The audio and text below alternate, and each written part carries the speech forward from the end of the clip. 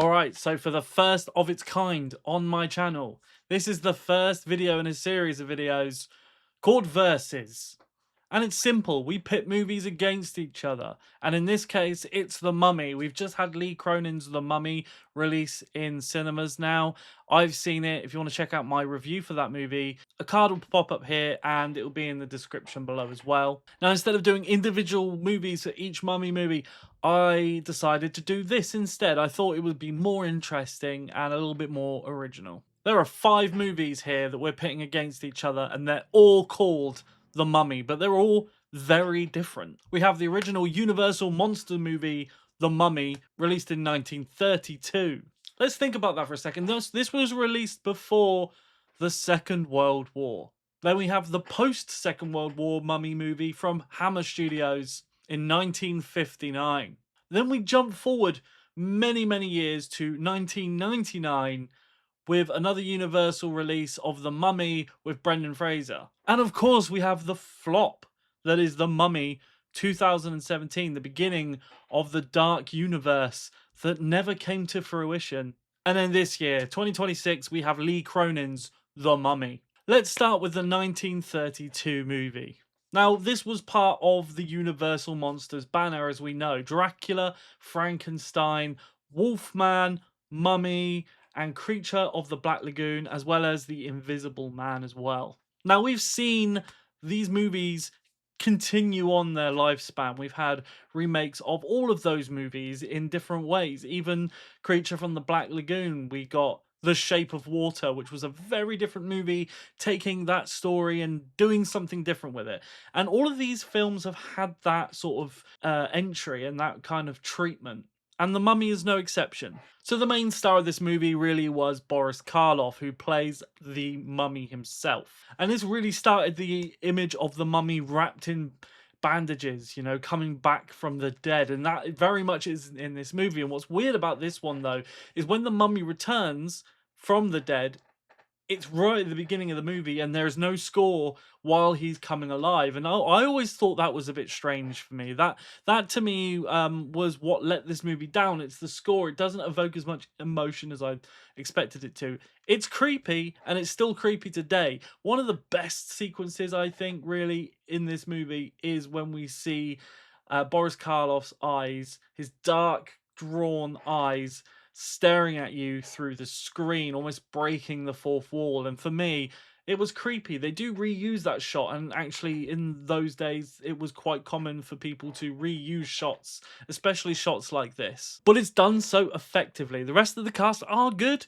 but there's nothing else that really stands out performance-wise other than Boris Karloff, in my personal opinion. What's interesting though is even as 1932, it does feel like quite a contemporary Egypt. From the nightlife to what they're wearing to what's happening, there's a kind of lavish style to the movie as well. Definitely that Hollywood glitz and glamour impact on the movie that Hammer definitely stripped away, and we'll talk about that one next. The movie's set in 1921. An archaeological expedition led by Sir Joseph Wemple finds the mummy of an ancient Egyptian high priest named Imhotep. Now that is Imhotep from the 1999 movie as well. Just keep that in mind as we go through these films, because not all of the mummies in the movie are Imhotep. An inspection of the mummy by Wemple's friend Dr. Mueller reveals that the mummy's viscera was not removed. There's a scroll that's found with this mummy, and it's read out loud, bringing this mummy back to life, and then we find Imhotep kind of embedding himself in modern society.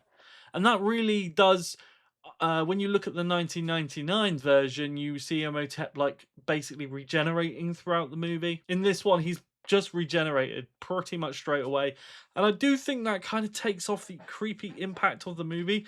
It takes the horror element away from me. Of course, the idea of this mummy looking like you or me and kind of getting embedded into society and amongst us, it's kind of weird, right? There's some cool movies that have done that, especially on the science fiction side with things like Aliens and stuff like that, where an alien can kind of hide themselves as a human. We've seen that quite a lot, but we haven't really seen it in the horror aspect as such. But he eventually meets this woman who looks strikingly like his love from way back in the Egyptian times, and very much similar plot to how the 1999 one comes back round as well. Now, the cinematography is great, and especially for its time, the use of effects are fantastic. That Hollywood magic, that real old Hollywood magic that only you now see recreated in theme park rides or shows, you know. Lots of practical sets, lots of smoke machines. I'd say that the old classic saying "smoke and mirrors" is used here a lot. They used what they had, and that's what made these movies kind of stand the test of time. And even now, even though they're being reimagined, we've just had Bride of Frankenstein, for example, reimagined with Bride, and people still go back to these original movies and prefer them. It's just how it's always going to be. I think the pacing of this movie is a little off at times, but Boris Karloff is an absolute machine in this movie at keeping your attention on him. He absolutely commands the screen whenever he's present, and it just proves why he was such a staple in this generation of horror movies. Very much like Peter Cushing and Christopher Lee were in their day, the Hammer movies, which we'll again talk about in just a second. You can certainly see what impact this movie has had on modern cinema. Take Candyman for a brilliant example of this. Would we have had Candyman without The Mummy 1932? I don't think we would. Very similar themes. Now, interestingly, the Scroll of Troth, which is the fictional artifact in this movie, isn't a real artifact. It very much is likely based on the Book of the Dead, which the 1999 movie brings in. I would give The Mummy 1932 of Universal Monsters banner 3.5 stars out of 5. Moving on to the Hammer horror era, taking British film by storm, releasing all of those fantastic movies with Christopher Lee and Peter Cushing as things like Dracula, Frankenstein, and even just straight up original stuff as well. We had The Hound of the Baskervilles, The Man Who Could Cheat Death, The Gorgon, The Witches, The Reptile, The Devil Rides Out. They even put out psychological horrors as well, which, if you know me, guys, I love a psychological horror. Taste of Fear, Maniac, Nightmare, Hysteria, Demons of the Mind, and Straight On Till Morning. They're just a handful of some of the most classic Hammer horror movies. But in 1959, they released The Mummy, and it was directed by Terence Fisher. He did Curse of the Werewolf and Dracula under Hammer horror as well, but most notably Curse of Frankenstein, which I think is probably one of the best Hammer horror movies out of the entire catalogue. We have Peter Cushing in this movie, and we also have Christopher Lee as the Mummy. But no matter what you've got direction-wise, cast-wise, the sets are immaculate, the film has a creepy tone, the design of the mummy is creepy, but it just wasn't enough. Not for me personally. I don't like this adaptation of The Mummy. First off, I think the pacing is way too slow. It spends way too much time building up the rise of the mummy, and before you know it, the mummy hasn't really done anything and the film is over and the mummy is dead. What I did like about the mummy's character is he's fast. He's like normal human speed. And he's really, really strong. There's a scene where he breaks through the window into a jail cell and kills someone, and that was kind of creepy because he was just superhuman in strength, and we don't really see that with other mummy characters. I do think Peter Cushing was a little bit asleep at the wheel in this movie. He doesn't really seem to do much. He has got like an injured leg in the movie, and I do wonder if his leg really was injured in real life, because it was pretty damn convincing, and for the fact he didn't do much with his screen time makes me think that he was recovering and had some sort of contractual obligation just to get this movie done or something. We know how many movies the Hammer movies throw out at us, and I know there was going to be a lot of people that think it's sacrilege that I do not like this movie or put it down against the other ones, but again, movies are subjective. Everyone likes different things. And for me, it's the pacing here that really falters and holds the movie back. But also the sets, because this doesn't feel like a movie set in Egypt. Now, I will bring this back up against Lee Cronin's The Mummy. Both of these movies don't feel like mummy movies in a way. This one feels more like some superhuman zombie. And I guess The Mummy is a zombie. But with The Mummy, for me, you think of pyramids, sandy locations, booby traps, ancient evil, and everything in between, you know, curses and plagues, which to me is why I think the 1999 movie is superior, but we're going to go back to that. The score here was nothing really to scream about. The direction was good, but there wasn't much use of lighting, and it didn't really have this kind of creepy setting or gothic setting that Hammer has come to be known for. And for that very reason, The Mummy 1959, I give this one 2 stars, unfortunately. But it's not the worst one. But before we move on, it's important to note as well that one of the original people that were part of the original 1932 production slammed the Hammer production, and they said they didn't give their consent, they never liked it, and it was basically they trashed it compared to the original. So maybe there is a little bit in sense in what I've been saying about this movie. Now we're jumping forward many years to 1999. I was 9 years old when this movie came out, and I still saw it. This movie was disguised as like a family movie. It really was. It was almost like they brought out the toys, they brought out the marketing was huge for this movie. I remember it very, very well, and it was the kind of the golden age of home video and VHS. So I remember having this on VHS, and I absolutely adored this. It was a great movie full of wonder. The Mummy 1999 is really at heart an action adventure movie. Directed by Stephen Sommers, who also did Van Helsing around this kind of period. It was the 2004 actually, so it was a few years later, but it's interesting because he's done some stinkers. He did the G.I. Joe movie in 2009. But for me, it was the characters, it was the cast. It was Brendan Fraser at the height of his fame at the time, Rachel Weisz, John Hannah, and it really was closer to the original 1932 version of the film, and it was pure Egyptian at its heart. Set in Cairo, we have the plagues of Egypt, we have the Book of the Dead, we have pyramids with tombs and booby traps, full-on Indiana Jones style adventure. We have these Americans that are trying to get to things before our main characters, who just want to kind of treat it with the respect. You know, you have a historian, librarian, and you have Jerry Goldsmith, who did this score, and he's such a fantastic composer for action movies. Air Force One,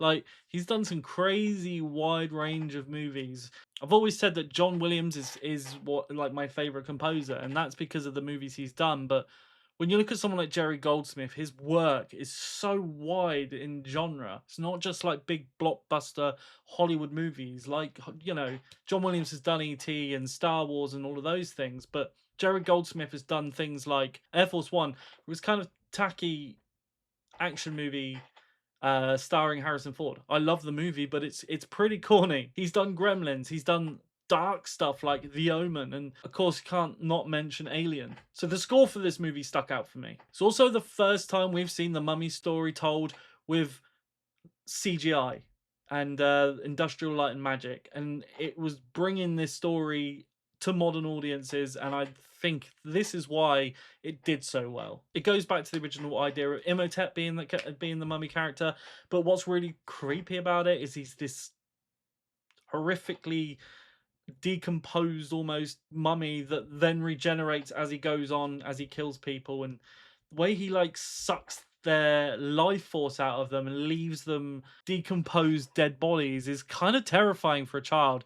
And also when his mouth would open up really wide and like bugs and stuff would fly out. But also, it was very genuine because he spoke a different language with subtitles. Bit heavy in exposition as the movie begins, but at least we get a backstory for the mummy that kind of makes sense chronologically. The other movies kind of jumped back and forth and it got quite confusing, but with this, it was very much like this was the story, and then we have the rest of the movie. The dialogue was corny, of course. There was some really dodgy lines, an over-reliance on crazy long action set pieces, and quite a lot of characters to keep track of and develop. But overall, I would give this movie 3.5 stars. Absolutely adore this movie. The second movie that it spawned is pretty good, but after that, the third movie was pretty damn awful. We aren't getting another movie in this franchise. Oh boy. Let's talk about 2017, shall we? The Mummy, starring Tom Cruise. Who would ever believed that would happen? So on the back of the Marvel Cinematic Universe and all of these cinematic universes that were coming around the time, everyone looked at Marvel and that was like the pinnacle of where cinema was going. And with this one, it was like Universal was like, we want some of that. We have all these monster IPs that we can use and build into a universe. And that was the initial problem, because when you look at the Marvel Cinematic Universe, Iron Man started as Iron Man. It didn't have these crazy dreams of from the first movie being a cinematic universe. They built it in as it went. And as it started gaining traction, yeah, they started building on the universe. This was universe before it was even its first movie. Russell Crowe was like this almost center of the universe here, called the Dark Universe, and he was kind of trying to keep tabs and keep track and capture some of these creatures for his own collection almost. And from that, we knew that we had all these other characters coming into the universe, and they just couldn't deliver on the story itself. They couldn't give us a good Mummy movie for a base on it. We got all these action set pieces with Tom Cruise doing his own stunts and all that kind of stuff, but it was bare bones. We couldn't get behind the main character. We didn't like the main character. We didn't like the villain. We just had this really campy bunch of movies with the Mummy. And then we get this, which kind of takes itself too seriously, and it's like, let's do this dark, gritty thing that the Dark Knight movies did. What it felt like it was doing was exploiting these classic movies to try and make some money and kind of keep up with Marvel. And this is the outcome of that. A really poor, shallow movie that is really excels on as large as an ocean, as deep as a puddle. The world, this expansion that they tried to build was huge. They had all these characters coming into play, all these little nods and things of what they wanted to do later on with other IP in the Universal Monsters banner, but it just had no substance to the movie whatsoever. And for that reason, I give this movie 1 star. So far, 1999 is the best Mummy movie, followed by 1932's original Universal Monsters Mummy movie. Then the Hammer entry, for all of its flaws, still better than 2017's The Mummy. But we have one more to talk about. Most recently, Lee Cronin's The Mummy. Now, I only have seen this movie once so far, and again, check out my review for that if you want to go a little bit more in depth in this movie. But this is essentially the horror version of The Mummy. Now, they called it Lee Cronin's Mummy, clearly to differentiate it from the Brendan Fraser one, because we know we're getting another one of those movies, and I think it didn't want to confuse audiences when we get another Mummy movie down the road and people think it's the sequel to this one. This one is a supernatural body horror movie at its core. It is Evil Dead with a little bit of Mummy sprinkled in, and some influences from other movies like The Exorcist, Poltergeist, and also sometimes The Shining as well in its musical cues. The movie's really gory, gorier than all the other movies here. There isn't any really actiony moments that we see in the last two entries, and it generally is darker and grosser, and it is very far away from the Mummy. This is a evil demon that possesses a young girl, and on the surface of that, when you explain that, it sounds like 100 other movies that have come out, and it's not, I'm not wrong in saying that. It is very much that. It's the same thing we've seen where an entity gets hold of a family and possesses the youngest daughter, and all hell breaks loose and tears the family apart.